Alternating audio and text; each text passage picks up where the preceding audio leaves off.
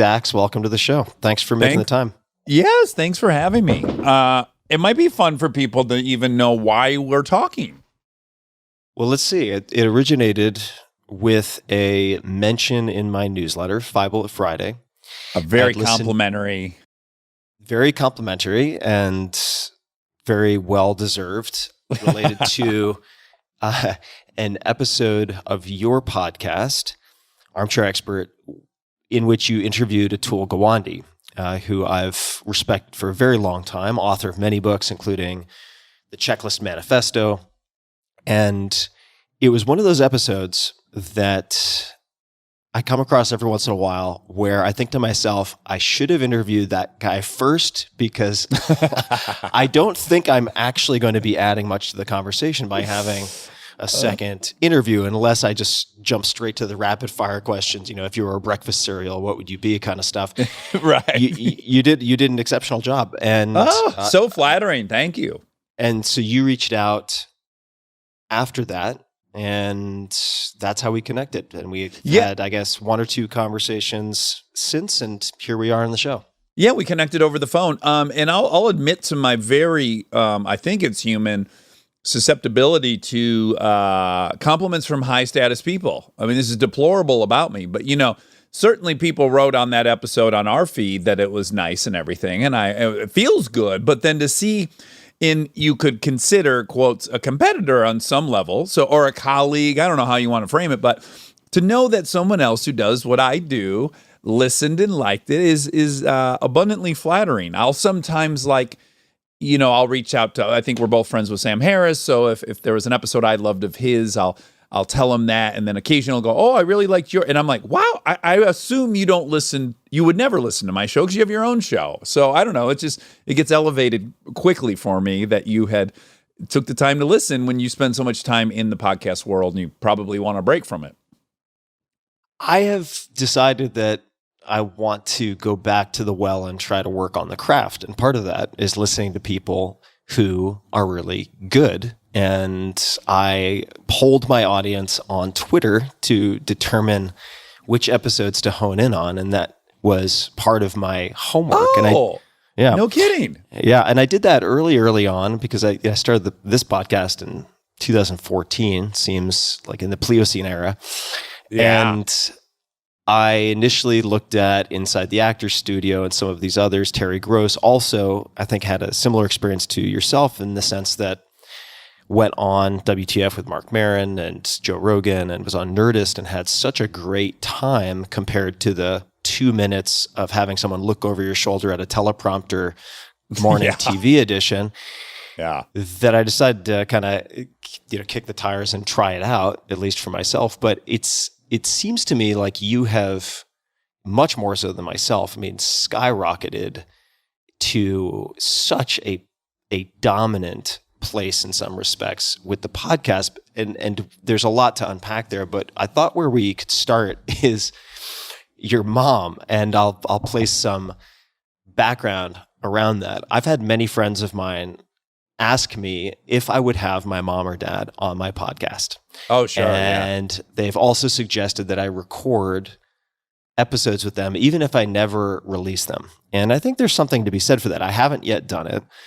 You did have your mom on the podcast. And I would just love to hear you describe why you did that, and if it was at all difficult to pull the trigger to do it and publish it. Well, for me, it felt like I should absolutely do it, because the kind of premise of our show is, look, man, it is hard to get through 80 years on this planet and not fuck up royally often. And so my mother, just as her, I don't know where she got it from, to be honest with you, but she's always had the most compassionate, empathetic point of view. Like, an example would be, I lived in a small town. Occasionally a young kid would die in a car accident, and always drunk driving related. And there would be other people in the car, and the whole community would be mad at the driver. And my mother's first thought would always be like, Oh man, what are the parents of the boy driving thinking about? Every baby comes home and cigars are handed out and everyone's excited, and this is just not where it should end for anyone. She always had this knack for kind of taking almost the antagonists in stories and having a great deal of empathy for them. And so however much I'm able to do that on our show, it's directly credited to her for sure. And this really kind of willingness to own your fuck ups in public. Like, she would tell people, relative strangers, how many times she'd been divorced or this or that. She just didn't seem to, she seemed to fight shame with that. And so I just always admired her about that. And I definitely think that's, if that's, why the podcasts work, it's attributable to her. So it seemed natural to have her on. But then I had the fear of, my mother's not a public personality. She's not been in interviews. It's a stressful situation. As you just said, I think people underestimate how much of a starter pistol goes off when you're on one of those talk shows. It's like you're standing behind a door. It's about to raise up. You're supposed to walk up to the right and to the left, and you shake the guy's hand. Then you sit down. Then you it's so quick and like being shot out of a cannon that it's very hard to relax and be yourself out there. So I had an appropriate amount of fear that she would maybe just not be the person I know once there was a microphone in front of her. And then to my great delight, she had no problem with it. She was just very comfortable right away. And then I think the unforeseen thing for me was the person who does interviews was operating on some level. And so there are obvious things that I would have asked for follow-up questions with any other guest that I had never asked my mom. And I guess the one that was probably most profound is, my mom has this incredible story. 3 divorces, started as a janitor, night shift, built a company, raised 3 kids on her own. She's had 2 suicide attempts. She's wrestled with mental health issues. She had my first stepdad was physically abusive and beat her up in front of us, and it was gnarly. And she was very comfortable with that. And so she's kind of going through her story. And then it just hit me for the first time. It's something I would ask a real guest, which was, God, how could someone as tough as you and as confident as you have lived with someone that was beating you up? It's hard for me to, you don't fit the stereotype I have of someone with low self-esteem that would find themselves in that relationship. And she said, again, I've never asked her that, but she said, the shame of having failed twice. I had just got divorced from your dad, and I didn't want to tell my parents, and that didn't go easy, and everyone was disappointed, and I felt like a failure, and now I picked this other guy, and I probably did it haphazardly, and here I was again, and I would have preferred to have gotten physically beat up than to own the shame of having failed twice in such a short period of time.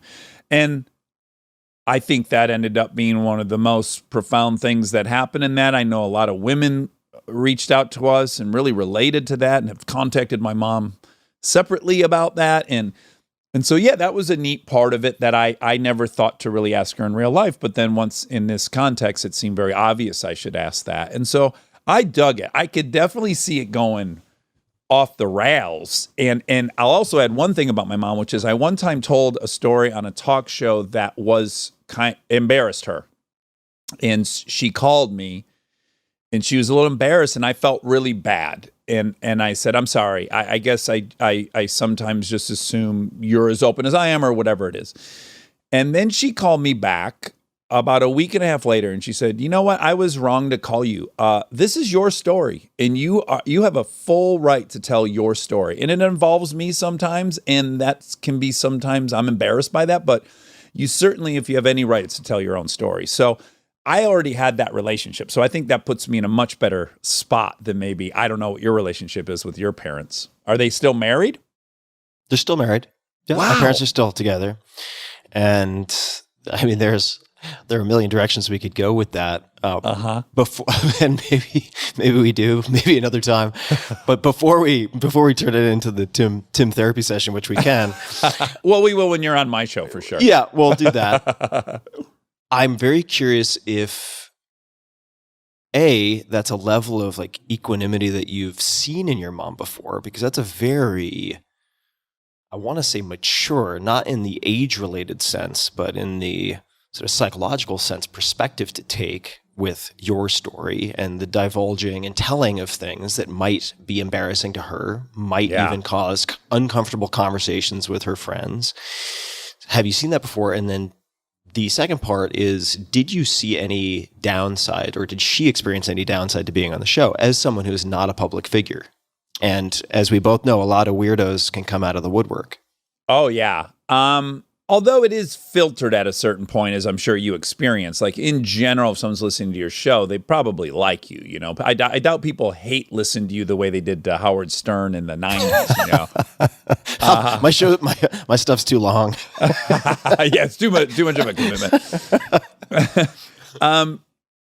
No, she has had nothing but incredibly positive, moving reactions to that. And I do think she thought maybe what I have thought in the past, which is, oh, she says this is going to be embarrassing to her brothers or her other family members, right?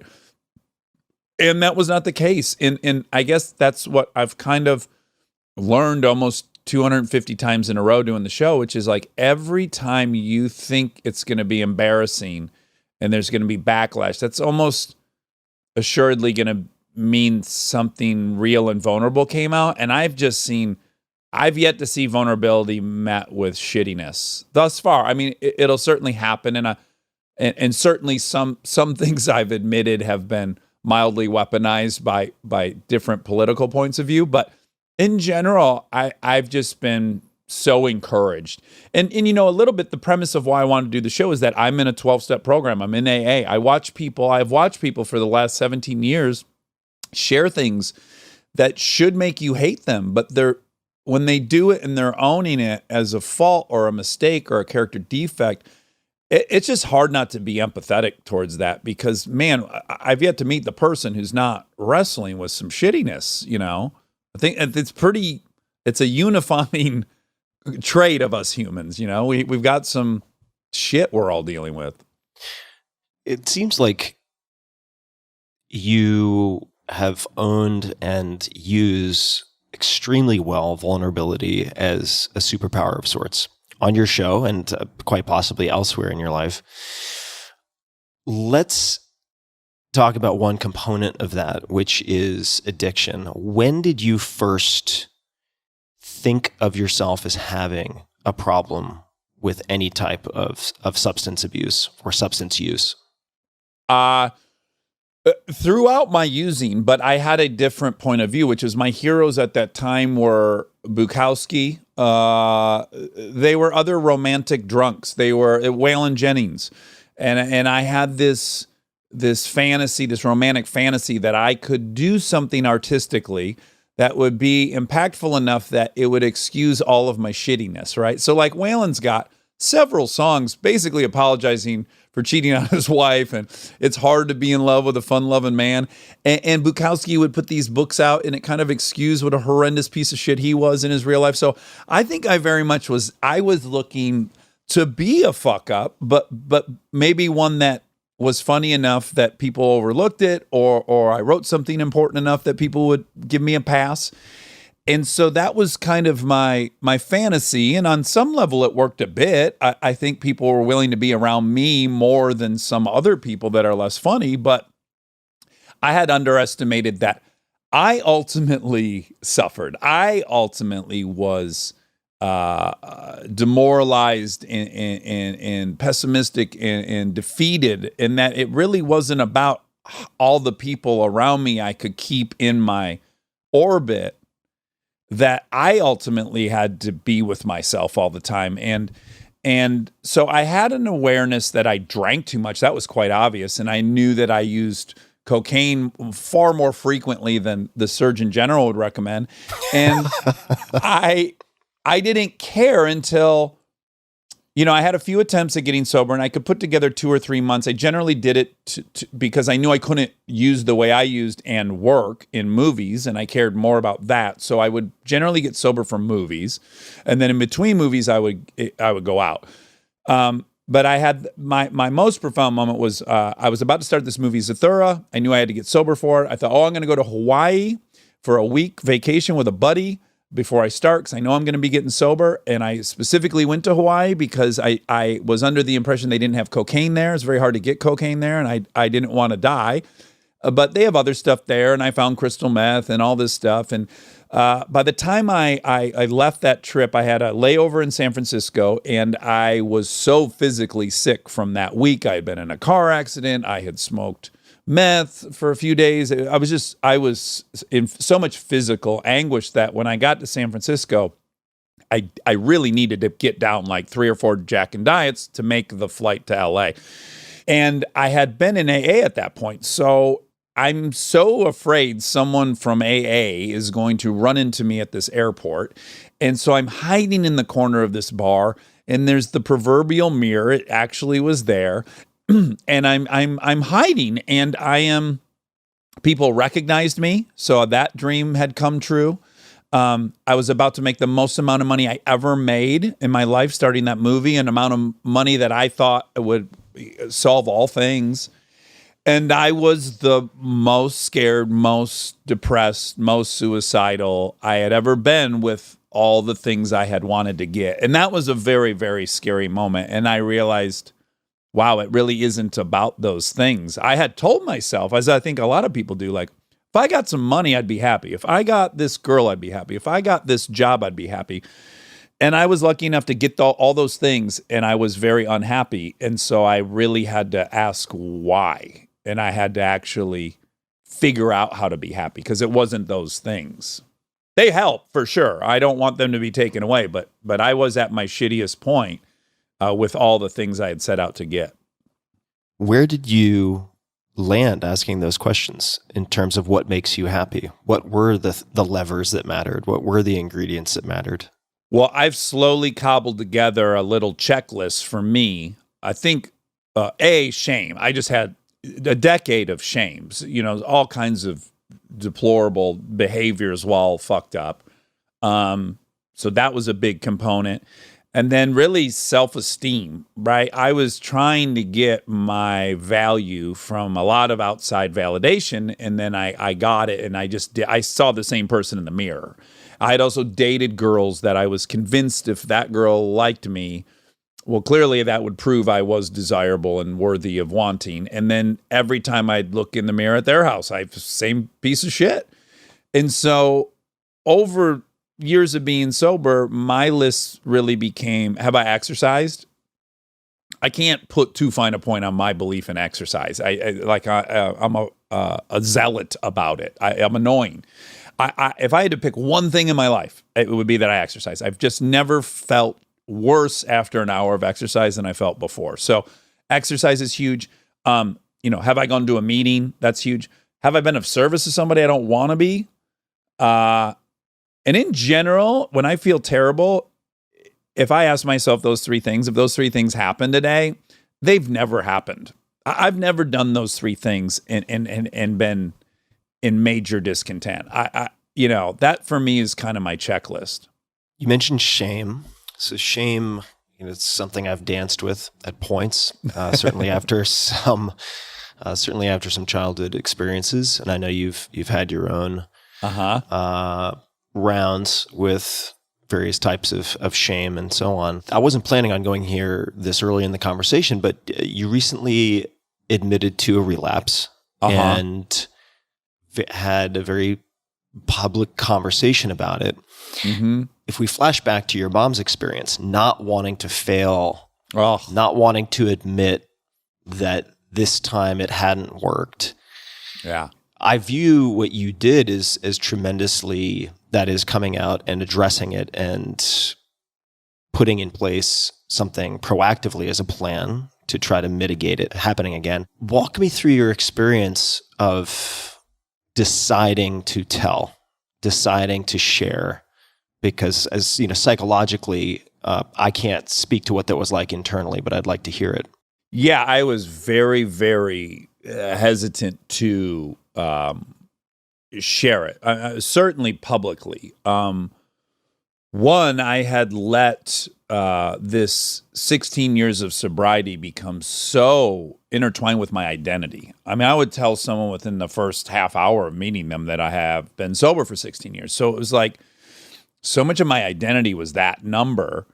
And, we fight to protect our identity pretty hard. And I did as well. And then additionally, I had this ego component, which is I so cherished the people who listened to the show, who would hear my story of sobriety and recovery, and then maybe try going to a meeting, or they got sober. I mean, I've gotten, hundreds and hundreds of messages from people over the last few years of doing the podcast saying, "Hey man, I'm 2 months sober because you, thanks for this thing."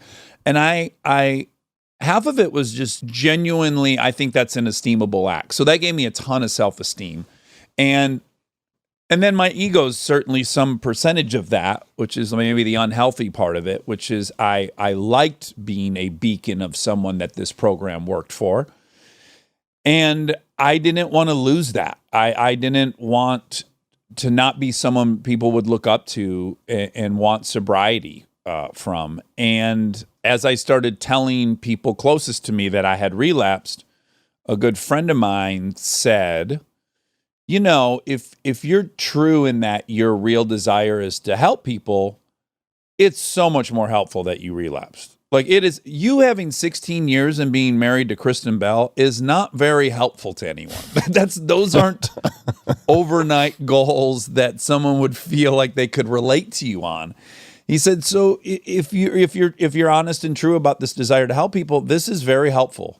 And so I really took that advice to heart. And I also, as you know, the level of there's something much different for me about listeners and what I call armcharies than people maybe who saw me in Idiocracy, right? In Idiocracy, you've got Mike Judge as the genius behind that, and it's his vision that we're all executing. And if you like the show, you probably like me. Like, I'm very connected to anyone that likes the show. I think they like me, not a character I played. So, and I couldn't have a show begging people to be honest about the shitty things that they've done and then not do that in return. But it was really, really hard. And then I had other fears. Again, this is all in the midst of being actively addicted to opiates. So a lot of the things I would tell you, I know now are not the truth at all. But in those moments, I'm like, I come out and say I relapse.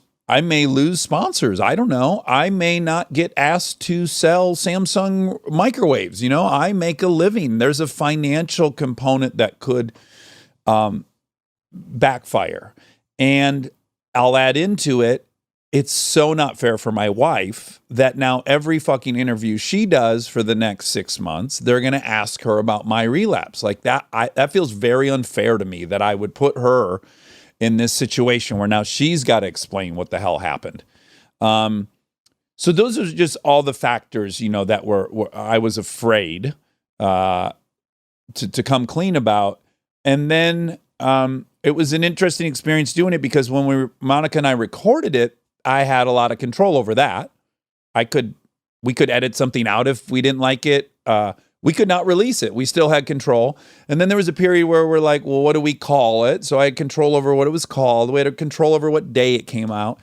And then I underestimated that once it was out, it was just out. And then I had no control over it. And one of the reasons I relapse is I fucking love control. I love to know what mood I will be in. I love to regulate my emotions and my feelings. And I that's one thing drugs do, is you know how you will feel in 30 minutes. And I desire that. And so, but I will say all my fears, that they've yet to come to pass. No, I didn't lose any sponsors. We have this great relationship with Light Life, which is a alternative, it's a vegetarian meat, right? I got a huge basket of flowers from them that said, like, we want more than anything to still be in business with you. So it couldn't have been nicer.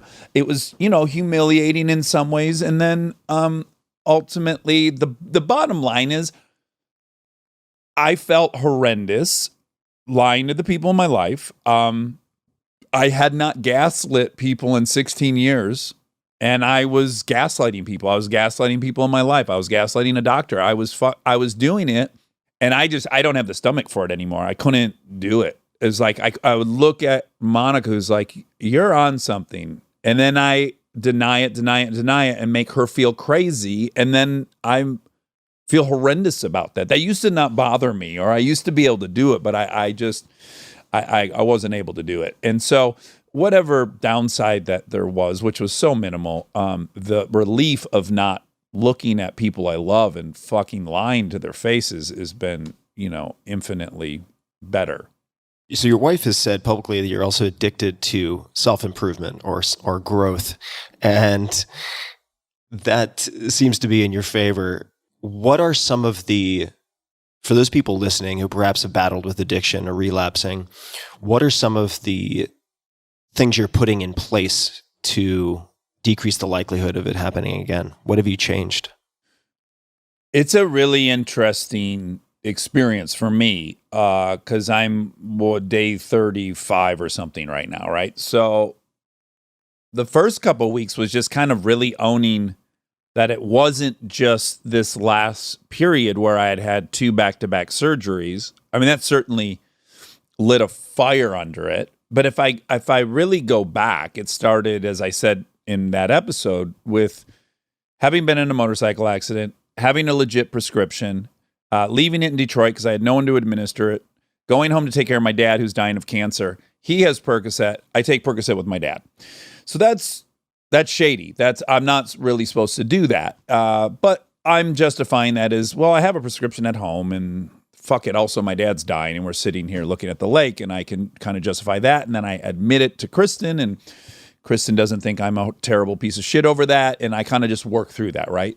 And then that becomes a little bit of a misleading experience, which is like, oh yeah, I did that once and it was no big deal. I didn't go out and buy more. I didn't do anything crazy. I didn't act like an addict.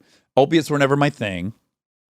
And then I get, I have a lot of stupid hobbies and I get hurt. Maybe 2 years later, I get hurt again and I have a prescription. And now this time I don't take them at night when they're administered to me because they fuck up my sleep. So I just save them. And then in the morning when I get the other administered ones, I now take 2 because that feels better than the one. So now we're getting more shady. But again, I'm not shady enough where I'm ready to go like, oh, I don't have 12 years of sobriety over this.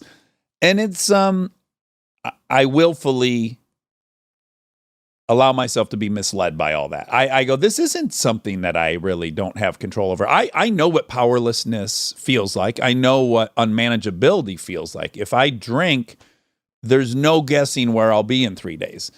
And if we add Coke to that, there's just no guessing where I'll be for a week or so, That to me is powerlessness and unmanageability. But this thing is very misleading because I can do my job. I can wake up on time. I can be there with my kids. I can do everything I would do.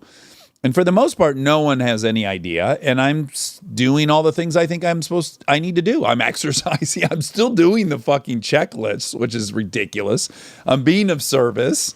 I'm exercising and I'm going to meetings. But again, now the lies are they're just piling up. They, a lie tell in the morning I need 3 more by like 3 to make the first one make sense. And I'm like, oh my God, I forgot how this spirals. And then that became very clear that it was unmanageable. I didn't know who I was telling what to at some point. And then the powerlessness was just, opiates is a gnarly thing to get addicted to because daily your tolerance goes up. So even if you're not even in search of getting higher, you're just going to have to take more and more and more. And that's the situation I found myself in pretty quickly into the whole thing, which is just like, I'm taking a tremendous amount now and I'm going to have a horrendous detox and I know it. And that was not part of the plan. Did I answer your question?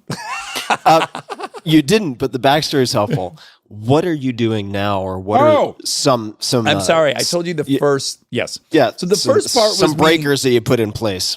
Yes. So the first part was just understanding how this thing happened. I needed to get my arms around like, how did it happen? Well, it happened with all these baby steps. So that was important for me to acknowledge. Like, there's no wiggle for me. There's no white lie for me because the white lie it'll grow. That's what it does. It grows. And then secondly, I had to ask myself, what am I trying to escape? What do I find so uncomfortable in my life that I need to confront? And that took a couple weeks for me to kind of isolate. And that's being tackled now. That's being tackled in therapy, and that's being addressed. And I know, and I'm not really ready to let everyone in the world know what that is for me, but funny enough, the most generic thing in the book, in the AA Big Book, is resentments will make us drink. We can't have them. We're, for whatever reason, we're the type of people that just, we can't afford to have them. And I had a couple, and they were huge, and I was ignoring them, and I was not wanting to confront them. And I'm now, in the process of working through all those. So I think just coming clean, being honest with everybody, and then committing to figuring out why I wanted to escape and addressing that, which I feel like is happening. And then again, the huge silver lining of this whole story is that I didn't go drink and do coke, which I didn't think was possible. I thought if I had to say I had one day, I'd be like, fuck it. Well, then I want to drink. I miss that. So I just feel crazy lucky that compulsion didn't come over me. Also, as you're talking about remaining honest to your listeners, it strikes me that if the only thing that came out of your podcast were the strength of that public accountability with this type of situation, that would be a huge ROI on starting the podcast. Right? I mean, that's an incredible point of leverage. You mentioned Monica's name a few times. For those people who don't know who Monica is, who is Monica? She is my co-host on Armchair Expert, and her story is fantastic, which is she was in our friendship circle, kind of peripherally, and she let us know she could babysit. So I think about 7 years ago, maybe, she babysat for our firstborn kid a little bit. And then when we had a second kid, we kind of brought her on more full-time to help. And then we discovered pretty quickly that she was also a UCB person and was incredibly funny and a really good writer. So then Kristen started asking her to write things for her. And then she kind of just took over Kristen's life. If Kristen hosts an award show, Monica writes it. If Kristen does a commercial, she punches it up. Like, she just became, funny enough, in some of the ways, some of the stuff I used to do for Kristen, now Monica did. So I was just very thrilled about that. I was like, oh, good, we have two writers in the house now. So, and then so she transitioned from watching the kids to really running Kristen's whole thing. And then she was always around, and our hobby would be to argue about political things or podcasts we had just heard or a TV show. We loved debating. And so when I wanted to do a podcast, I thought, oh, this would be so great to have her, both just to be a completely different point of view than my own. And I think it's also important that it would be a non-white and a non-male point of view would be helpful.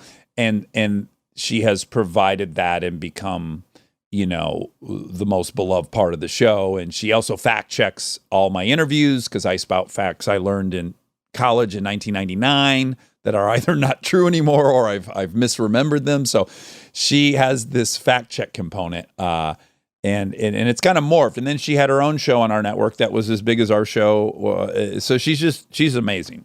So you poached your wife's chief of staff. I did. I did. we had to have it was a really funny conversation because she's like, I think you're stealing Monica, right? And I was like, yeah. I go, but we got to go with what's financially better for everyone. And so had I not had the financial argument in my corner, I wouldn't have won it. So let's double click on Monica's role a little bit. There's a large piece from the LA Times, and there's a short mention or an excerpt that I'm going to pull out, which is eventually Padman came up with a business plan and together they hashed out rough parameters. So that refers to the planning stage of the podcast. Could you describe at that point in the very nascent stages, because you're very thoughtful and you're a very smart guy, also very agile on your feet, very funny, of course, but also very methodical and very analytical, if you want to be. And Monica clearly very smart. What did the business plan and parameters look like in the beginning when you guys were on the back of a napkin? Yeah, that might be overstated. I think that implies a lot more planning than we actually did. But I mean, in a nutshell, Two things. I'm a terrible delegator. I have a ton of fear that someone won't execute something in the same tone that I like, right? Again, back to me being a control freak. It's why I went into directing at some point. And so to find someone like her, who I had watched take over Kristen's point of view and tone and execute it flawlessly for years, I just felt very safe. Like, it's the first person I think I've ever really just trusted to execute this shared idea. So yeah, I didn't know anything other than I had been a guest on podcasts, right? That's all I knew about podcasts. And so, and Rob too, our other producer, he's very instrumental in this. He was producing another podcast and I met him on there. And so Monica was like meeting with people who have successful podcasts and finding out everything that goes into it. So she really did gather up all that. I just wanted to chat, and she really figured out how to do it with Rob, who was also very instrumental in it. And then the thing evolves, right? It becomes something that you couldn't have foreseen, and you thought you wanted to do one show, but it kind of becomes another show. And she's incredibly helpful, and being, it's just great to have two people who are objective checking each other, because I'm wrong a lot, she's wrong a lot, but together there's a pilot co-pilot-y thing. I'll call her the pilot for this, and I'm the co-pilot, but yeah, she's just, I'll tell you, we didn't edit when we first started the show. And the result of that was I felt a compulsion to fill every dead second of airtime. I already talk way too much. I've steamrolled in this interview. And so I did it even times 10, because I was like, what? This person's thinking for 22 seconds. I got to say something. And Monica was like, we need to start editing the show. And then she started editing the show, and she really then becomes the editor, is so in charge of the tone of the show. It's her point of view as much as anyone's, because she does do that. And I've never listened to an episode and thought, what the fuck was she thinking? I'm always like, oh God, thank God she also knows when I go too far, which I go too far quite often. And she saves me. Just to give people a peek behind the curtain, how do Monica and Rob split responsibilities? Just so people have a window into the podcast operation, so to speak, because this is certainly me following my own curiosity. I mean, you've built something amazing, you and your team. How do they split responsibilities? Okay, so I'll kind of tell you pre-COVID, because it's evolved, obviously, for COVID. It's changed dramatically. Yeah. But when we did every interview in person, Rob was in charge of every audio thing we needed, every, the hosting site, publishing it. He takes the photographs. He's really great at graphic design, so he does our look, the yellow thing, and he also does all the merchandising. Like he designs all the stuff. Monica and I are involved in it, but he physically makes everything, I assume, on Photoshop or something. I don't even know what he uses. He is also the liaison between all the technical people that are involved in it. And then Monica is very much a producer in that she's dealing with publicists. She's booking the show quite often. She is on the calls with sponsors and advertisers, trying to explain what we do and what we don't do, and how everyone could be happy. So she's like, by the time it gets to me and it's time for me to read ads, all the things have been handled by Monica, right? Whether that's just like, oh, we don't actually say that, but he's happy to do this, So she's in charge of both, editing, dealing with all the advertisers, booking and dealing with getting people. Rob also will get people too. Like, it's a lot easier for us to get experts than it is celebrities. And our show is Monday Celebrity, Thursday Expert. So experts generally have a book to sell, and that makes it a lot easier. So, but Monica's now very dialed in with all these different publicists, and as we've had better guests, then more people are interested in all this, and she handles all that. I research, I show up and I interview people, and I also reach out to people that maybe I have access to that no one else has access to. And on rare occasion, Kristen has to get involved, because people like her a lot more than me. So the podcast landscape is kind of a elephant graveyard of 3-episode podcasts or 10-episode podcasts, right? Even very well-known people with ostensibly pre-existing audiences just tap out frequently. Yeah. And there are God knows how many, 30,000, 50,000, 100,000 new podcasts a week launching. I have no idea. The number is enormous. Yeah. And you kind of pole vaulted very quickly to a dominant position, and you have stayed there. And this is probably a question you're tired of people asking you, but to what would you attribute that if you had to speculate, or if your best friends or people who know the show really well, if it's easier to answer that way, what do they attribute it to? Well, we launched really big, right? Which was an advantage that we have over so many people. And we launched very big, or at least I explained it by the fact that Chris and I did it together. And the episode didn't go that well, which I think people found very, I don't know, probably like mirror neuron-y satisfying. Anyone who's in a relationship, you know? So I had an explanation for why the first episode did really well. And then also some of my more popular friends, like Kimmel, I think, was on the first batch, and so was Ashton. They were nice enough to help. So when they were a part of the launch, I really kind of attributed it to them and or the shared interest in Kristen and I as a couple. Because we've found this out, it would be hard to miss if, say, she posts a picture of herself. Let's say it gets, I don't know, 100,000 likes. She posts a picture of her and I together, it'll get like 300,000 likes. And same for me. There's like a factor of 3 thing, more than the sum of our parts. So I had explained it by that, and I thought for sure it would all fall off soon as she was not on the show and my other huge friends were not on the show. And then it just kept working, and I didn't know why. I don't know that I fully know why. I think there's a tremendous amount of luck involved, and also we get incredible guests. I mean, the guest thing is its own machine, where once Bill Gates is on, someone else who maybe was like, I don't know, some of it becomes self-perpetuating. But I'll say, and when we talked on the phone, I told you this, that I learned a lot when we started doing live shows and we got to actually interact with people who listened to the show and we'd hear their questions. And as I told you then, I always notice in Sam Harris's live shows when people ask questions, it's a diatribe thesis on some kind of molecular biology. Like the real goal is clearly, I want Sam to think I'm smart. And so what I glean from that is that they like that Sam's smart. That's what they like about the show. That's what I like about the show. I like that he can argue well with other people, and I'm exposed to really smart people.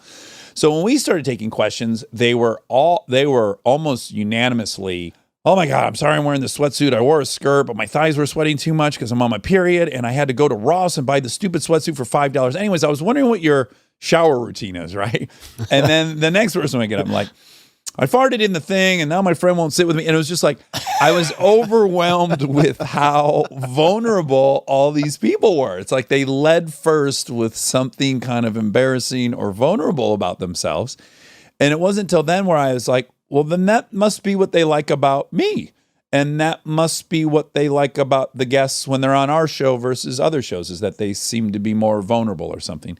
And so I guess that's it. And then I guess from that, I would conclude it must be rare. It must be rare to hear people be that way, or people wouldn't be listening. Yeah, especially with the mixture of guests that you have on the show, if that makes any sense. I mean, I think that vulnerability, from real vulnerability, not rehearsed 1 or 2 story vulnerability, but like true, I haven't talked about this before, vulnerability. Yeah, real time.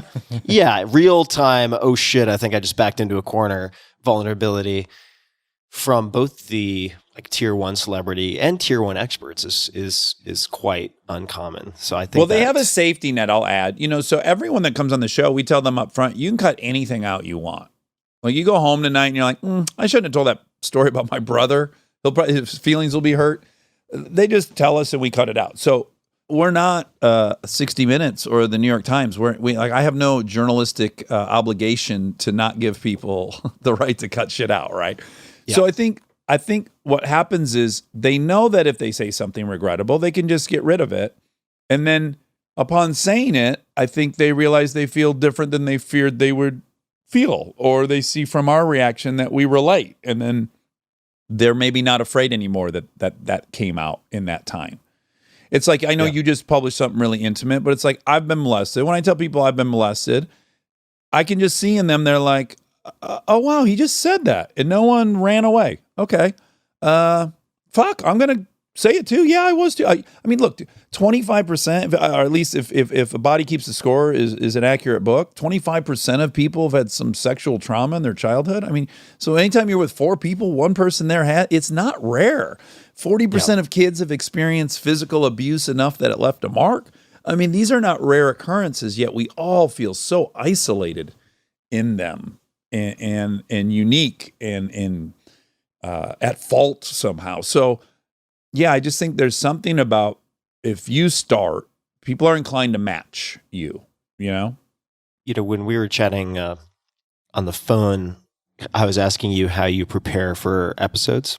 And it seemed to me, and tell me if I'm misremembering this, but just for people out there who might feel like they're just a collection of weaknesses, that one of your let's say past challenges, dyslexia, is actually a superpower of sorts when it comes to podcast prep, because you have such a developed memory that you don't need to rely overly so on lots and lots and lots of notes, which is part of the reason why I tend not to do video, because I like to look at a lot of notes. I don't have that retention that you seem to have. Is that a fair description? Yeah, I think what other dyslexics who I've met throughout the years, what we seem to share in common, let me back up and say, there's a great chapter in a Malcolm Gladwell book, I want to say in the Goliath book, about, for years, and this is what I learned growing up, that dyslexics were twice as likely to end up in prison, which makes total sense because you're going to fail out of school, and what are your options? But it's since been revealed that also, and this number's not right, so whatever the number is, you're also twice as likely to become a CEO. So it's like, oh, that's kind of interesting. It's like it can break you, but also it can become this asset. And so what I've found from a lot of other dyslexics is that since you're not really getting anything off that chalkboard, that is just that's a roadblock. You're kind of forced to really develop a great oral memory. So like when people tell me a story, I find that I just remember that, you know. I'll run into people that I haven't seen in 5 years and I'll be like, oh my God, didn't you? And I may remember the story better than they do. And so when I research and I think out my thoughts, and as I'm learning about them, questions pop up and I kind of jot them down on paper. But once just the act of me writing them, they're pretty much in there then. So, and I that must be a result of that dyslexia background where I can, hold on to that.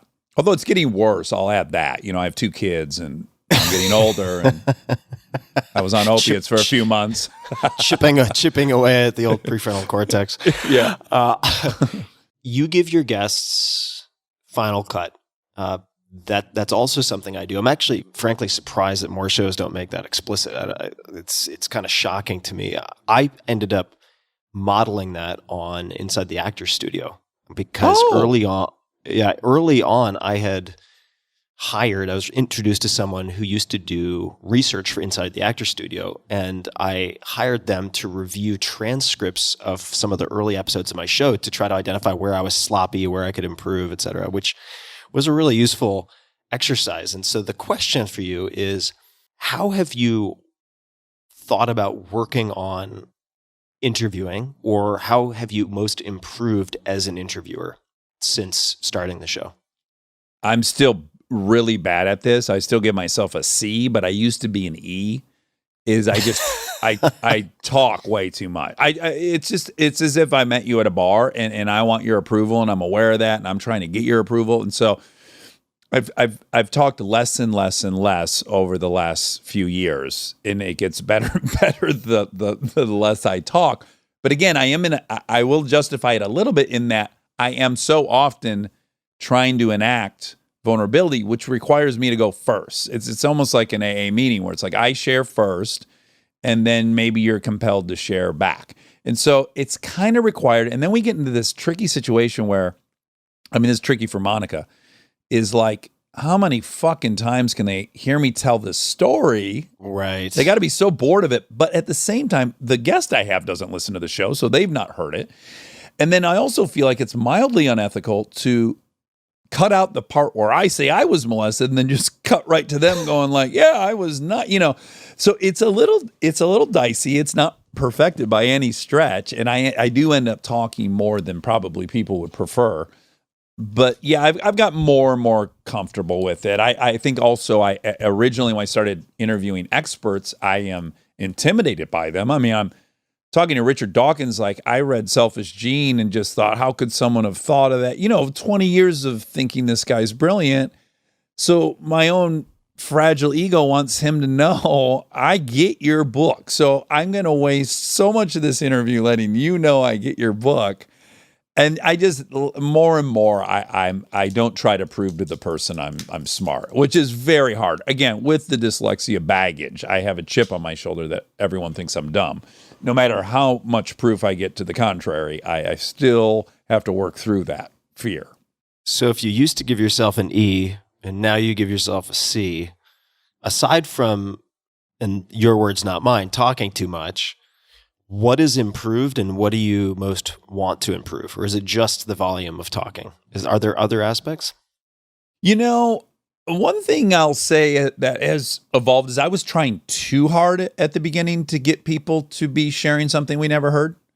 In that, again, I wanted it to be like here's what happens. I'm always in an AA meeting with other dudes and I hear some person share and I think, God, I'm so lucky to hear men talk about this. I don't think anyone not in AA gets to experience this. And so I want everyone to have that. And so then the people I have on, I wanted them to, with them having no AA experience, I want them to jump right into that. And so I think I pushed pretty hard at the beginning and I've laid off. And then sometimes I think, have I laid off too much? Like there's some things, but I am getting more confident with just when it's going to be that type of interview. That's great. It'll be that type of interview. I follow them more. I try really hard now to follow more than I previously tried to lead because they just get repetitive. I have all these insecurities. I think we related a little bit on this. It's just like, there was a while there where I was just looking at how many listeners we have, and I'm just waiting for it to drop. I'm like, well, this is going to drop. I know the inevitable trajectory of all things. They even hit TV shows. They just slowly and precipitously lose, and there's better shows out there, and I get distracted. All these things, and I just had to stop thinking about that. I just had to remember, no, I did this with no expectations. I didn't think a lot of people would listen. I just love talking, just fucking enjoy talking, and then things will happen one way or another. And so I've semi-successfully gotten out of I haven't asked Rob what the numbers are in probably a year. No, maybe the first month of COVID, I was like curious what that had done. But since then, I haven't asked. And that's kind of a good barometer for me of how healthy I am and how much I'm getting my esteem from the right place. I now just think that I love talking to that person or not. Correct me if I'm wrong, but I believe in doing prep for this that I read somewhere that it was confusing to you in a sense to see the podcast achieve escape velocity and become this juggernaut while not working on it as hard as you had in other things that had produced less stellar results. And my question is, do you think that is just something inherent to the format, or is there some aspect of you hitting your zone of genius and flow precisely because you are not trying extremely hard? I mean, that could certainly be it. I think there's other factors too. Yeah, the thing I kind of, the example I gave was that I'm used to directing a movie where it's a 2-year endeavor. Like Chips for me was at least 2.5 years of my life where that's all I did. And then the whole outcome's decided on a Friday. By 3 p.m., I know if I've completely wasted 2.5 years of my life. In that respect, I mean, I enjoyed the process so much, but in that respect, yeah, not the outcome I wanted at all. And that's happened to me twice on 2 different movies where I gave it 2 years of my life and then it floundered. So yeah, to show up and do something for 3 hours and for it to work felt very like something's too good to be true here. I think I had a lot of that going like, this isn't how it works. I'm supposed to sit in hair and makeup for an hour, which I don't want to do. Then I got to learn a bunch of lines, and then I got to tediously shoot this scene and all these things. And this is like, no, sit down, shoot the shit, and bail, and it works. It's just very confusing. It's hard to understand why it would work. But yeah, I think some of it is like, I didn't even know what expectations to have. I didn't know enough about podcasting to know if I was a failure or a success. I can tell you what a successful comedy movie is that you spent $25 million on. I know you have to hit 13.5 that opening weekend for, but I didn't really know that. So I wasn't even thinking about it. It's probably the thing in my life that has been purest in that it was really just about the experience and not about the results. And then lo and behold, I ended up with good results when I didn't care, which is so confusing. I try to tell this to I have no advice for actors, but one is just, you got to somehow convince yourself you don't care if you get cast in this thing. That's the only way you'll be good in the audition. So you got to somehow trick yourself. I don't know how you're going to do it, but I found a method for me to do it. And yeah, that's kind of seems to be the case here. What is your method? For auditioning? Fool yourself. Yeah. Well, a couple things. I've been lucky enough that I've cast things now, and I do know now that so often it's not about how good or bad you did. Is that people are right or wrong for stuff. Someone could have been much better at it in theory, but they're just not right. There's something, I don't know what it is. So recognizing it's not personal helped from being on the other side of it. And then also tricking myself into, if I love acting, if that's what I'm claiming I am as someone who loves to act, an audition is just an opportunity to go act.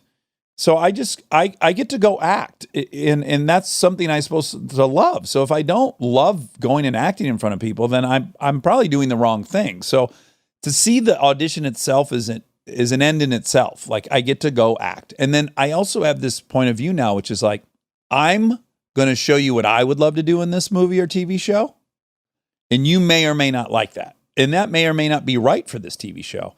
And that'll be okay, because I really only want to do this thing. And so getting ownership over it, it's like, I'd like to go be in your movie and act like this. And that may or may not work for you. I won't take it personally, as I hope you won't take it personally that I don't want to go and shove a banana peel up my ass to get a laugh. That's just not what I want to do. So maybe neither of us want to do what each other wants to do, but occasionally those things are going to overlap beautifully. And the more I've just been able to go, I'm excited to go show them this interpretation I have of this writing. And that'll be that. It's just the outcome's gotten a lot better once I switched into that mindset. I think that goes for a job interview too, by the way. I think if you go there, show them who you actually are. You're better off being at the job where you being actually you is wanted than you trying to be fucking Eddie Haskell and everyone finds out 8 months later, oh, guess what? This guy does not like doing research on the weekends. That's not his bag. You have this incredible podcast with, just as a lot of podcasts, I mean, I'll speak for my podcast. I mean, an incredible ROI, right? Like you said, it's not 2.5 years in, and then you find out on a Friday whether it succeeded or failed. I mean, it's 3 hours in, and more likely than not, once you have a loyal audience, it's going to succeed on some level. Yeah. Has that changed what you say yes and no to, and how do you decide which projects or invitations to say yes to now? How has that changed, if at all? It's given me this insane freedom, because I also grew up quite broke for a period of time, and my family was very obsessed with climbing the financial ladder. So I'm obsessed with money, and I have great fear and financial insecurity.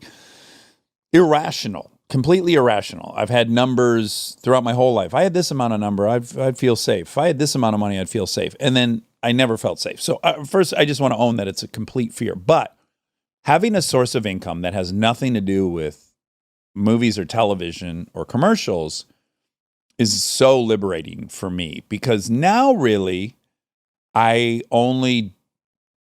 lucky enough to only do stuff that I am excited to do. I don't actually have to think about the financial component. I wouldn't do something motivated out of financial insecurity, which is very new for me. It's 3 years old. I would always be tempted to take a movie I liked less if the payday was twice as much. And I've interviewed a couple people that grew up with wealth, and I've watched them navigate their career, and I've been envious of it. Nick Kroll comes to mind. He has so much creative integrity. He just does what fascinates him. I think he's had opportunities to do, quote, bigger things or bigger paydays, and he's just always stayed on his path of what entertains him. And I've just envied that. And, you know, he grew up with a ton of money. He said when I interviewed him, his fucking dad drove to school in a limousine like Mr. Drummond, you know? So I'm experiencing that to a degree, which is like I just get to do things I'm really excited about today. And that could totally change. The podcast could go away. I could be back. But currently, yeah, I get to do things I'm super interested in. Or I don't do them. We all have fears. I have fears. You have fears that you've certainly spoken about very publicly. If we look at the podcast, your podcast, and my understanding is it's skews female in terms of listenership. You have clearly struck a chord with the leading with vulnerability. Do you ever fear straying outside of that or operating too far outside of a template that appeals to your core listenership? Or does that not cross your mind? Well, no, it totally does. I'm trying to be as smart about this thing as I can. I don't want to lose it, and B, I would like to grow it. And so we're in this great situation where you and I have a laboratory, and we can try things for very little investment, right? I can try. I'll tell you an example that just happened is I got interested in conspiracy theories. As a result of having Bill Gates on and seeing all these crazy comments, I really had no idea what the hell they meant. Save the children. He's a pedophile. I was like, what is going on, right? So that I got really fascinated with conspiracy theories. So I said to Rob, hey, find us a conspiracy theory expert. And he found this guy, David Ferrara. I can't pronounce his last name. I can spell it for you. But he directed this documentary, Tickled, that I loved. And he also has a show on Netflix called Dark Tourist. And and he is a journalist who investigates conspiracy. So I'm talking to him, and I'm having the most amount of fun I've had interviewing somebody in 2 years. Like it's just candy. And so I'm loving it. And then we can kind of see from the results of that episode that people also loved it. And I'm like, well, fuck, I'd love to talk to that guy once a month. And so I call him like, do you want to do this once a month? And like, we'll pay you, like you be a part of the show. And he's like, yeah, I'm up for that. And then we saw the response. So it's like, oh, that's awesome. That just kind of presented itself and revealed itself. And so I can't wait to do that. And then we've had a couple different things like that where it's just, oh, it worked for us. And then it appears it worked for the audience. So let's do that again. And yeah, I have the 300-mile goal of, I'd love to do this show 4 days a week. I would love to give people what I get from Howard Stern, which is like, oh, I'm following this story. In a dream world, Monday's candy. It's some super famous person you like. And then, Thursday's protein, it's the experts. But maybe Friday is we give you some weird topics we just learned about that gives you something to talk about on the weekend at your barbecue. Like, I'd love to, each day have its own thing and not get stagnant and stay interesting. And I have some faith that those things will present themselves the way this conspiracy thing did. So the podcast, and when I say the podcast, just to be clear, people, I'm talking about Dax's podcast, is so successful and so reliable and so appealing to so many sponsors. If you wanted to make the decision tomorrow to do it every day, you could. I mean, you could, right? If it supports you enough that you could do that. So why wait? Why not do that sooner? I'm not saying you should or shouldn't. I'm just curious. Well, I have a kind of commitment to not do it just to do it, right? So like this David thing is a perfect example. Like, oh, I loved it and I want to do it a lot now. And I don't want to just arbitrarily fill up days. I want to make sure that I'm passionate about each day and excited to switch gears from an interview to maybe something more journalistic or whatever it is. And so I am committed to that, to making sure that I'm super crazy passionate about it. And then also I have some outstanding obligations. I'm on a show, Top Gear, that'll come out in maybe January.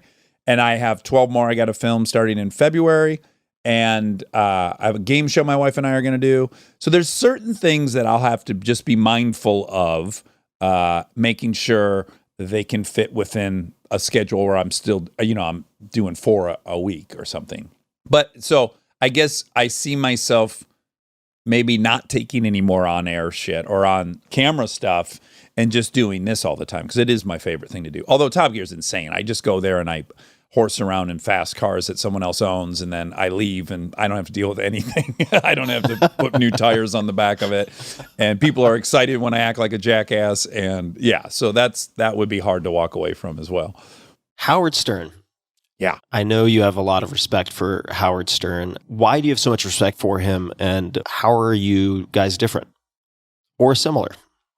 Yeah, it's really interesting because I only liked him a bit when he was on terrestrial radio. I wasn't someone who, I was never up that early, and I didn't commute anywhere. So I had to turn it on in my house, which was a foreign concept to me.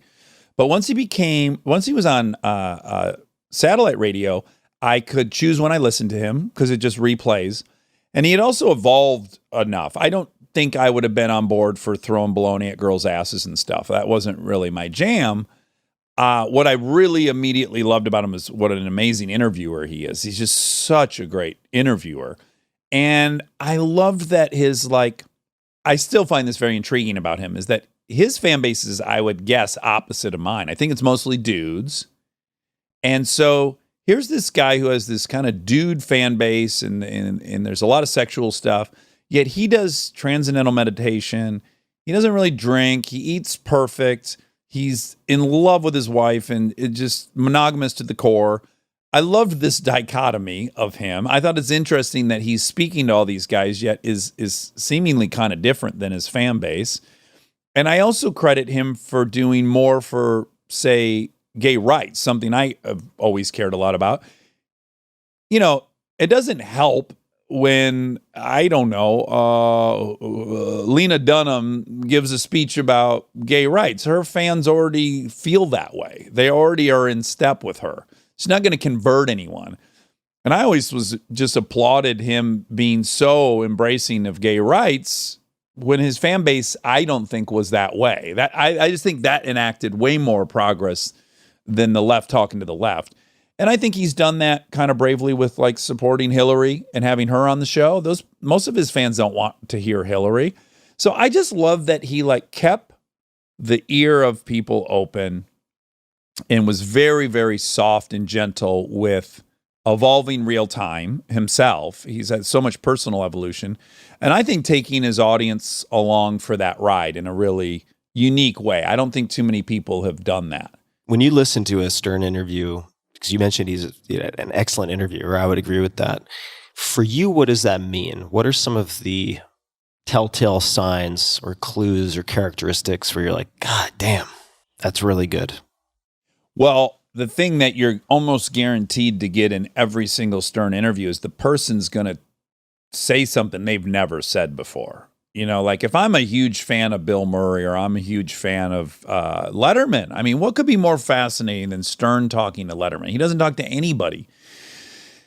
And the notion that you're going to learn something about them that doesn't exist anywhere else is exciting, I think. He has a monopoly on that. And then also his passionate interest in people is infectious, and there are many people he's had on that I think I don't like them going into it. And I got to say, with the exception of maybe 3 of his guests, and I've listened to several hundred interviews, I like the person more after he talks to them. There's only a few times where I was like, oh, that person's kind of a dick. I wasn't expecting that. It generally goes the other way. What I like about that is I do believe that all these people we disagree with or they are divisive. I do believe if we were stuck somewhere with them and talked to them for 2 hours, that just the humanity takes over. We're so much more similar than we are different. And I just find his thing oddly life-affirming and encouraging. Oh yeah, I do like that person. Oh, I thought this person was this. Nah, they're a person who's afraid their kids are going to turn out shitty and that this and that. You know, I like that experience. Yeah, he is incredibly skilled, and he can do the however you put it, throwing baloney at chicks' asses. He can do that too. He's a connoisseur of that. I remember growing up seeing him on TV, and it'd be like, lesbians at 2 a.m. with Snapple commercials. That was like my memory of whatever it was, being 12 years old and having insomnia and watching Howard Stern on television. But when he wants to turn up the dial on Jedi Interviewer, I remember listening to his Sheryl Crow interview and being really impressed with just how well he navigates with so much due diligence and preparation, but not seeming like he's reading off of any type of script. Extremely skilled. I read, related to Howard, that, and I want you to fact check this, but you wouldn't want to invite him on the show because you wouldn't want to feel like you owed him a favor or he was doing it as a favor. If I'm getting that right, could you expand on that, please? Yes. I mean, because if Howard Stern came to me and said, I'll be on your show, but you have to like be a clown at my kid's bat mitzvah, I'd be like, sure, I'm in. Fine. Yeah. No, I'd be delighted to owe him a favor. Don't get me wrong. I would want to owe him a favor. But I wanted to add one thing that a gift he has that you and I don't have, which is he is the most skilled. There's no question. Also, he has a status that you and I don't have that actually has, no matter who he's interviewing, in deep desire of his approval, which is incredible. Couldn't be a more powerful. I think Letterman had that. People would go out there and they really wanted Dave. I certainly was dying for Dave to like me when I was on the show. It was way more about getting him to like me than whatever was happening with the audience or what movie I was supposed to promote. A singular goal, I want Dave Letterman to like me. And I think he benefits from that a lot, Howard Stern. I know I wanted him to like me when I went on. I don't think when people sit down with the URI, it's like it's going to make or break their year whether we ultimately like them or not. So I think we have more of an uphill battle. But I just know, as a fan of the show and someone who knows him personally, he doesn't want to do anything. And I get it. I want to do less and less. And I imagine with more and more success, I'll want to do even less. And so I know he doesn't want to be on this show. I have faith that if he were on it, he'd enjoy himself and not regret it as much as he thought he was going to. But I just know he doesn't want to. So I just wouldn't. I have his email. I've never asked him to be on the show. I will never ask him to be on the show. Hopefully, I have said to Baba Booey once, look, he's promoting this book. Our audience fucking buys books, man. That's why we get experts. There's a huge uptick if someone comes on the show with book sales. So I'm not even saying I want a favor. I'm just saying if he wants to sell a lot of books, the door's open. And I just left it at that. But that was as far as I would go with inviting him. Do you have, I know Howard Stern would be a dream guest for a lot of people. He doesn't want to be a dream guest. Yes. Do you have any dream guests you have not already reached out to? Is there anyone where you're like, one day? Well, I got to say, the most shocking event of my life, it's the only guest I've called my mom to brag about that I knew was coming, was Bill Gates. I saw that documentary on Netflix. I don't know if have you seen that, Inside Bill's Mind? I haven't. I guarantee if you give it 5 minutes, you're going to plow through all 4 episodes. It's so good. A minute. He is one of the most fascinating people to ever live on planet Earth. There's no question. So I just am obsessed with him. And we didn't invite him on. I just talk about him a lot because I'm obsessed with him. And someone from his team called and said, would you guys want Bill Gates? And Monica called better than if she had just hit the lottery. It was like, you are not going to believe he just has to be on the show. And my first thought was like, Obama or Bill Gates? Like, who would I not believe? And it was fucking Bill Gates. And I think he was the number one guy I would have wanted to talk to. But of course, I would love to talk to Obama. I mean, that would be awesome. And then Bill Murray. I just, I'm pretty obsessed with Bill Murray, and I know he doesn't do anything either. So the odds of that happening are very, very slim. But yeah, I would love to talk to Bill Murray. He's a North Star as far as just like I said, I brought him up at the beginning, like breathe, believe in yourself, be calm. It'll happen. perhaps another cliched question I'm going to ask because I know people would enjoy hearing the answer, and that is for people who ask you for advice related to podcasting, because you must get it all the time from friends also. I'm thinking of starting a podcast. I just started a podcast. I'm going to start a podcast. What do you say to people who, let's just assume you want to spend a little bit of time and give an answer because they're a close friend. Yeah. What do you say to them? Well, it's interesting because I think that, the friends of mine who have reached out, they're a little bogged down in the idea, right? In the concept. And I don't think that's the relevant aspect, to be honest. I don't think, like, if you give a one-line description of why Howard Stern's been on the radio for 40 years successfully, it's not like shock jock who's not afraid to throw baloney at people. I don't know how you sum that up. The concept's irrelevant. It's him. And if you look at why he's so successful, is that he's just fucking brutally honest. He tells everyone what he's thinking, embarrassing stuff. I remember one time, this was so great. He came in, it was a Monday morning show. He was grumpy all morning. And Robin's like, "You're grumpy, huh?" And he's like, Yeah, I've been grumpy for 2 days. What was it? Why did I get grumpy? I was sitting, oh my God, I know when I got grumpy. It was right after I took a dump. I know what happened. I was reading a fucking article that said Ashton Kutcher has $1 billion. And I was like, how the fuck? Mind you, he's friends with Ashton. So the fact that he's acknowledging that would piss him off, I guess he has 500 million. It's so wonderful. Like, here's a guy with 500 million sitting on a very nice toilet, presumably, and he's agitated that this other guy has $1 billion. It's so human and wonderful. And I think most people would hide that about themselves. They wouldn't own that they're that shitty and petty. And so I guess when people call me, I'm like, yeah, the concept's great and blah, blah, blah. I may have a note or two about sustainability of a concept. Like, I'll just go, it feels a little limited to me because won't that be done in 10 episodes or won't that be done in 40, whatever. But mostly I just say, like, if you're going to do it, you got to make the decision that you're going to be 100% honest, or it's not worth doing. And I don't think it'll work. And so often the people that are calling me are other public people. So that's kind of a big barrier for them, understandably. And I just don't know that it works unless you are. Maybe it does. I mean, if you have a procedural show, like, let's say Making a Murder, or not Making a Murder, but those wonderful girls who have women who have the best podcast, My Favorite Murder.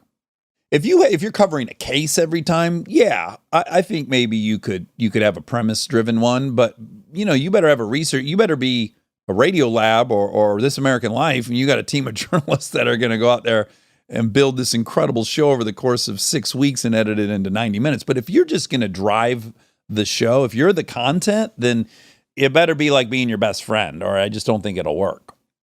Yeah. What are you thinking about right now? Well, I'm thinking that, like, you have to like the format you choose. If you don't like the format you choose, you're just not going to have the endurance also to do it for a long period of time. And you're going to be, if you are competitive, and maybe that doesn't matter, maybe you're just doing it for the love of the game and you don't care if anyone listens, but if you want to break through the noise, you need a certain degree of enthusiasm and endurance, both of which will be lacking if you don't enjoy the format you choose. It just seems so... I agree. Fundamental as a decision. By the way, I've talked to some friends where they're like, oh, I want it to be about X, Y, and Z. And I'll go, I'm just going to point out, I've known you for 12 years. You've never brought that topic up to me, but I can tell you the topic you bring up all the time, which is like home furnishing. I know you think because you're a director or an actor or this, you should be talking about that, but you love home furnishing. That's what I know you like to talk about nonstop. Like, why isn't that what your show is? So I think first you just got to go like, what am I endlessly talking about? And I know I don't go 8 minutes into a conversation at any party where I haven't asked, did you get molested?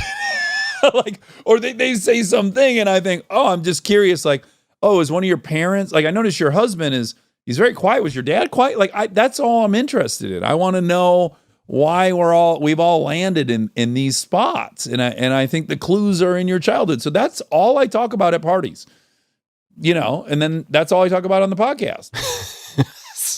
You're not changing wardrobe too much in terms of going on the show. You appear to be a voracious reader. You read a whole lot, it seems. Are there any particular books that you gift to other people or recommend more than others? Yeah, there's a number one. I can't stop talking about it. I've read it 3 times now. I will read it again soon. Is Titan, the Ron Chernow book about John D. Rockefeller. Have you read that book? I haven't. I've seen the cover. I got to tell you, it's for someone I can already tell, like you, I'm blown away with the fact that you would have had someone go over your transcripts and point out things that you're doing wrong, or that you would listen to find the errors. This is you have such a specific commitment to betterment, which is fascinating and obviously very inspiring. That's why people adore you. I would have guessed Rockefeller was one way. And then in this book, I learned he's almost the opposite of everything I would have guessed about him. And that his approach to all these things was so unique and so confident. I don't know how this guy got this confidence. When he was running Standard Oil, which is a feat that'll never be accomplished again. I mean, the level of what he accomplishes is insane. But early on in the company, he set up a couch in his boardroom. He's a big believer in naps. He napped every day. He napped for a long time, and he would have all the board members at the table, but he'd be laying on a couch and he'd doze in and out and he'd listen to them talk, and then he'd just pop up with like one idea, and that was good for him. And then he'd walked home early that day. Like he was not what I would have thought. And just his weird confidence I just loved it. And then all of the things he has impacted is there's not been an American that's had a bigger impact on life than him. There was no research medicine. That didn't exist. He funds the first research medical facility. He's the one who says, man, if you go get a procedure in Tennessee, those doctors have a totally different set of knowledge than the ones in New York. No one's doing the same thing. Why is that? Oh, because all these medical schools, they don't have a unified curriculum. Okay, who has the best curriculum in the country? Johns Hopkins. What if I take that curriculum and I pay universities to adopt it? Like he unifies medicine. He gets rid of hookworm. He just tackled anything. He was so cocky and confident in the things he tackled, and he succeeded. He's just an amazing person. I can't read that book enough. You've read it 3 times. Yeah. You might read it again. What do you get? Because there's an information appeal, learning the bio and so on. Yeah. But you have a great memory. You probably get that after 2 passes. What do you gain from reading it a 3rd time, a 4th time? Well, funny enough, it's a big book, so I do forget a lot. Yeah, of stuff. This is not a Charlie Brown strip. Like, this is a lot. These are big books. Even as I'm talking to you, there was a period where he somehow took over all the shipping routes on Lake Erie, and I can't remember right now the exact mechanics of how he did that. And so that'll interest me. I'm like, how again did he get a monopoly of the Lake Erie shipping? That's interesting. I want to find that out. I can't explain it. It's just kind of like watching a favorite movie. It's like I enjoy it each time around. And then also I always recommend all the John Krakauer books. He's my favorite writer, probably. I wouldn't even know which one to say is the best, but Where Men Win Glory is an incredible book. Have you read that one? I have not. It's again, excellent writer, though. You'll see a theme here. I love when I find out something's opposite of what I thought. It's why I like Malcolm Gladwell, right? Every single chapter is about some common sense assumption that we find out through testing is counterintuitive. I find that to be the most pleasing experience of going, oh my God, I'm dead wrong about that. I would have thought that doesn't make any sense. I love that. Pat Tillman, I remember when Pat Tillman quit the NFL and joined the Army because he wanted to go to Afghanistan. And when I heard that, I thought, what could explain that? Here are my guesses. He's either a religious zealot, and this is a crusade against Islam, or 2, this guy has done something so dark in his past that he has to atone in this insane way. Those are my only guesses. I read that book, Where Men Win Glory, and it's the Pat Tillman story, And I find out quickly it's not any of those things at all. And that this person had this level of integrity I certainly don't possess. And I don't think I've ever met anyone that has this level of integrity. Real quick, he was like last round pick to the Arizona Cardinals. He becomes one of the best safeties in the league. He gets offered $8 million to go to St. Louis on a 4-year contract. Arizona will only give him a 1-year contract for like $1 million, and he stays in Arizona. He's like, these people bet on me when no one would. I'm going to stay and get less money with less security because they deserve that. I wouldn't have done that. I would have fucking been shopping for a house in St. Louis or whatever team it was. And thing after thing in his life was like that. And so just like this incredible human that I've never gotten to meet in real life that I get to meet through this book. And it's opposite of everything I assumed. And he wasn't a jingoistic patriot. You know, he wasn't in fact, he got immediately disillusioned because he got deployed to Iraq instead of Afghanistan. He didn't think we should be in Iraq. Then he goes to Afghanistan. He's killed in friendly fire. There's a cover-up. His brother uncovers it and the family, and they speak out about it. They're like, you will not use him as the poster boy for the military because he was misled and lied to, and then he was killed by a friend. It's wild. Titan by Chernow, also at the top of the list. I'll trade a recommendation, not that you need more, but Genghis Khan and the Making of the Modern World. If you haven't read that, I can't recall the author offhand. Hold on, I got to write it down on my this little piece. Yeah. So I can't spell Genghis Khan, but I'll figure it out. Genghis Khan. Yeah. And what's the subtitle? Genghis Khan what? Oh, Genghis Khan and the Making of the Modern World. Oh wow! And this is right up my alley. This book, it sounds like, will be right up your alley. It was recommended to me. I'm not going to name his name because I don't know if he would want it to be named, but recommended to me by one of the best known CEOs in the United States, and it's outstanding. And if you want to talk about a portrayal of a person and their role in history that is counter to almost everything you might believe and all the preconceptions you might have, just the first 50 pages will leave you just absolutely dazzled by how much of an impact on things we take for granted now Genghis Khan had. So that's a good read. Can I just tell you, I have almost no knowledge of him other than didn't he invent the shock troop, the stirruped rider on a horse, utilizing the mass of the horse to strike other soldiers? Was that his big invention, warfare wise? There were a lot of military innovations. I don't recall using the weight of the horse. Okay. Certainly, he was very good at amassing and building an army by absorbing the engineers and warriors of the conquered. He was also very tolerant, even supportive of all religions, as long as they made sure to pray for Genghis Khan at some point. Sure, that's a small request.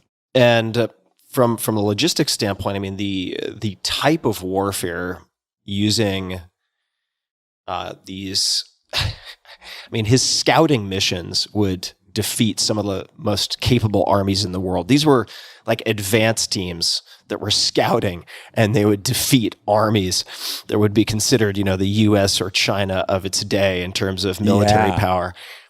And his impact and the impact of his activities on logistics, I mean, ranging from postal services to beyond.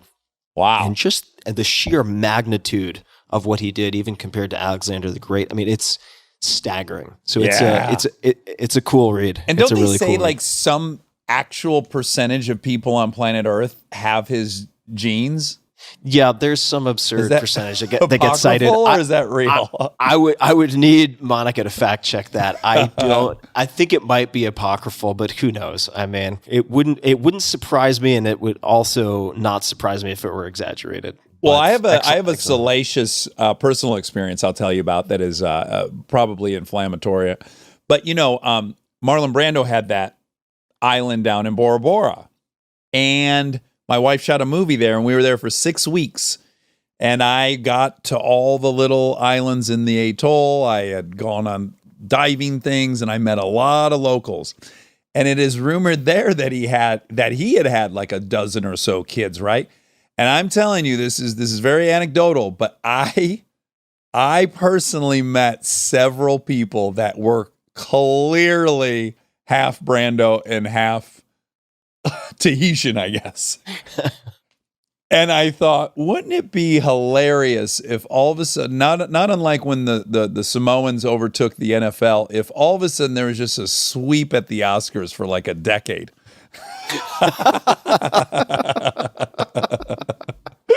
Stranger things have happened. So he might amount for some percentage there in Bora Bora. Well, Dax, this has been a lot of fun. I want to ask just a few more questions, and then wrap up for this round one. You've been very forthcoming with a lot of your challenges over time. You do something that I respect a great deal, which is not leading with solely the highlight reel. I think that that's a real service to people who are suffering, as we all are in various ways, often self-inflicted wounds. And I wanted to know if you have perhaps a favorite failure. And what I mean by that is a mistake or something at the time that you viewed as a failure that in some way set you up for success later. If there's anything that you gained from tremendously that at the time seemed like a shortcoming or a failure or a mistake. I mean, the one that jumps out immediately and is most relevant to this conversation is, I was heartbroken when Chips didn't open. Because back to my identity crisis, I had a 3-year stretch where in my mind, I decided I wasn't an actor anymore. I was a writer-director.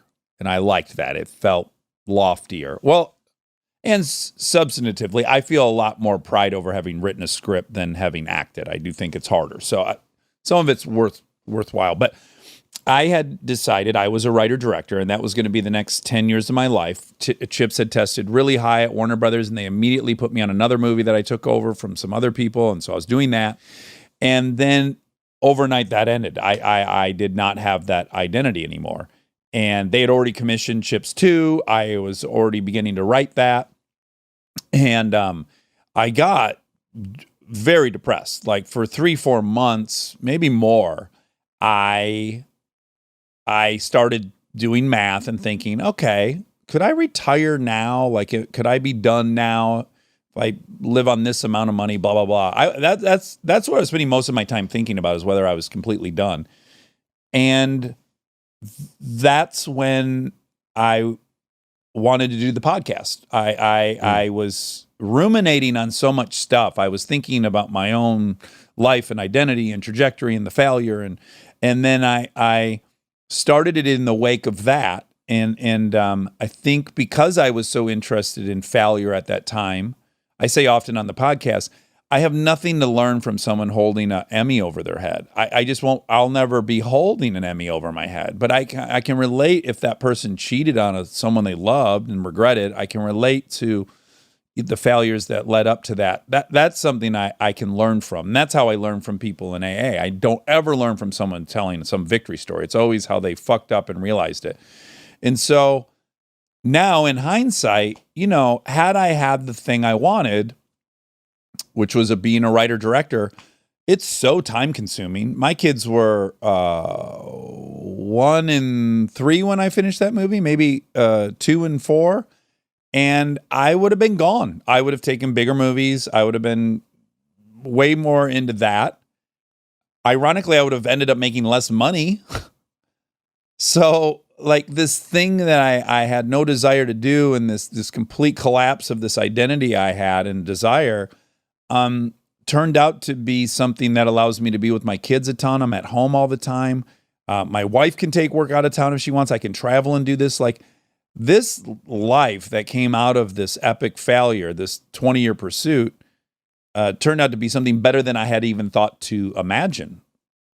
I didn't even know that this could exist. So, yeah, that's a very obvious one for me now, that I look back and go like, fucking thank God that thing failed. I would have been writing that movie, then directing that movie, then trying to get them to give me $100 million to do this one. And but by the way, movie business is collapsing, so I would have been doing all that. And in a time it's almost impossible to do that. So yeah, I got so lucky in that thing not performing. Crazy enough. What a story. It makes me think of something a friend of mine said. I can't recall who it was, but sometimes you need life to save you from what you want. Oh, yeah.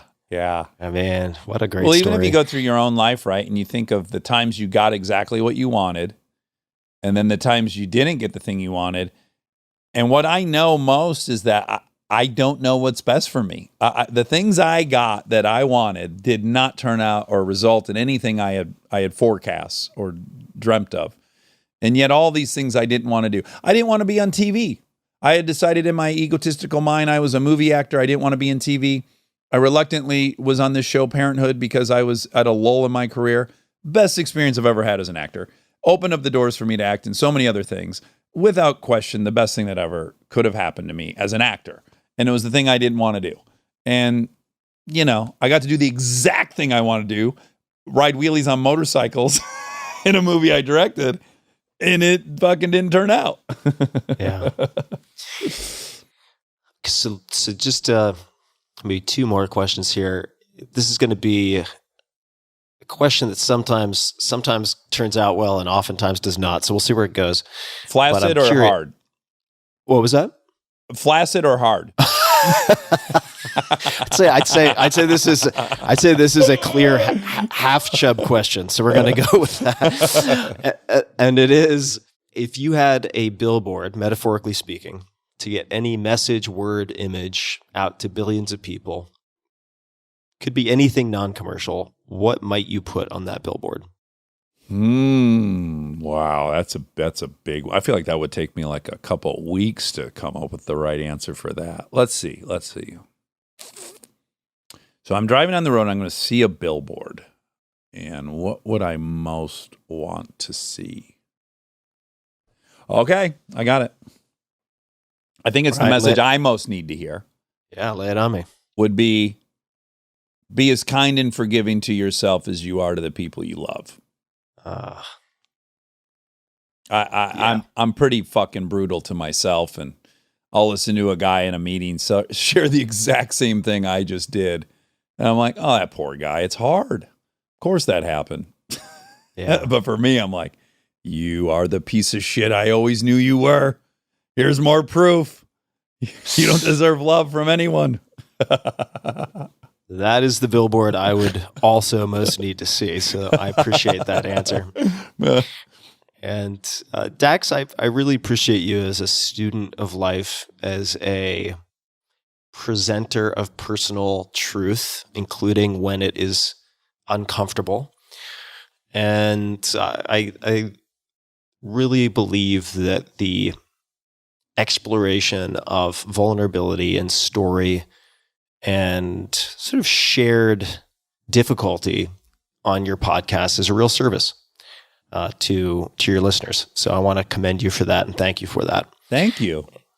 You're welcome. And I really sadly, appreciate you. I think the people that need to hear it the most are us boys, and yet only girls are listening. I feel like we're the ones that just, it's all about weakness and strength for us. It's so stupid. Ugh.